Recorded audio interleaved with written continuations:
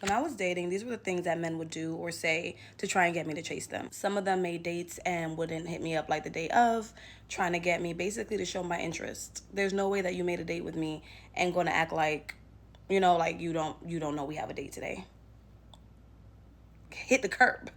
They would offer up like lavish things right off the bat, trips, shopping, just things that you should not be offering. You don't know me. I might rob you. This one sounds really unhinged, but some of them would send me text or screenshots of their ex still wanting them. Like 2 or 3 of them did that, and I found that super alarming. Like, this might be clinical narcissist. Why would you do that? And then when I asked one of them, like, the other one came after this one I'm talking about, but when I asked one of them, the first one that did it, like, can you not do that? And he's like, I'm just trying to show you that, like, I'm a stand-up guy. My exes still want me. Speaking of exes, they would list or, like, really let me know, like, all the great things they did for their exes. For example, that one ex, or that one guy, let me know, like, how he, like, closed down a whole, like, library to have like a special private dinner with him and his ex. Now, you might say that he was probably capping. He probably was not. He was an accountant and he was pretty high up in there. Like, don't quote me because I'm not super corporate savvy, but I think he was like the CFO. He was one of those. And like, he checked out. Like, I Googled him. He checked out. He was who he said he was. But it was like, why are you telling me this?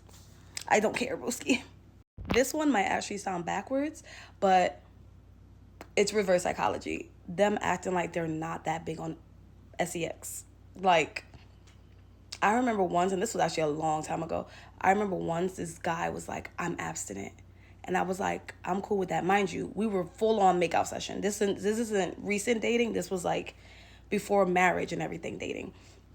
And he's like, we're making out heavy. And he's like, I'm abstinent. Basically, I'm a virgin.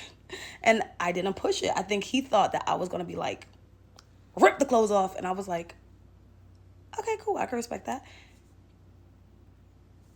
After that, I didn't hear from that man for weeks. For weeks. I was like, then like weeks later, he came back like, Renee, do you want to have with me? And I was like,